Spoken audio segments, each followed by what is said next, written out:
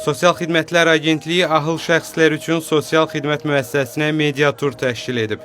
Media nümayəndələri müəssisədə yaradılan şəraitlə, burada ahıllara göstərilən xidmətlərlə əyani tanış olublar.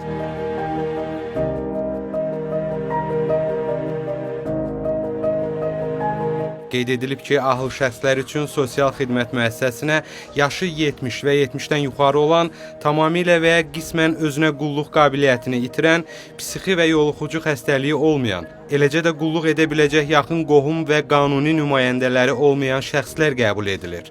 Son illərdə müasir şəraitin yaradıldığı, həmçinin 5 mərtəbəli 170 yerlik əlavə korpusunun tikilərək istifadəyə verildiyi bu müəssisədə hazırda 230 ahıl şəxs daimi dövlət himayəsində yaşayır.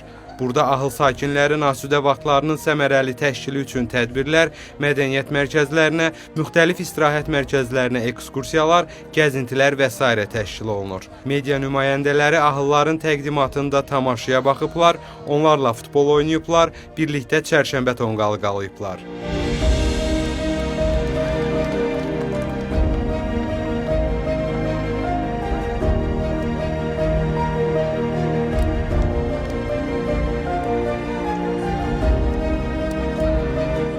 İstirahətimiz var, boş vaxtlarımızda futbol oynayırıq, tenis oynayırıq.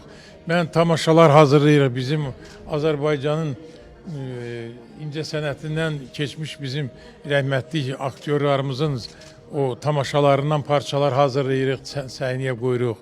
Belə yaxşı keçiririk günümüzü. Siz də xoş gəlibsiniz. Allah Taala sizin gündə gününüzü yaxşı keçirsin, yaxşı günlər görək. Azərbaycanımız bundan sonra da çiçəklənsin. Mən bilməzdim ki, belə yaxşıdır. Ancaq bura gələndən inanırsınız, elə bil biz heç cavanlıqda o boyda biz nətər deyim, istirahət eləməmişik. Nə qədər burada. Burada bax, hər şey var. Bax, gedirik, oynayırıq tenisdə, nə bilim, sportivni, o futbol oynayırlar. 80 yaşıma az qalıb. 79 yaşın içindəyim. Belə gözəlliklər, belə işə.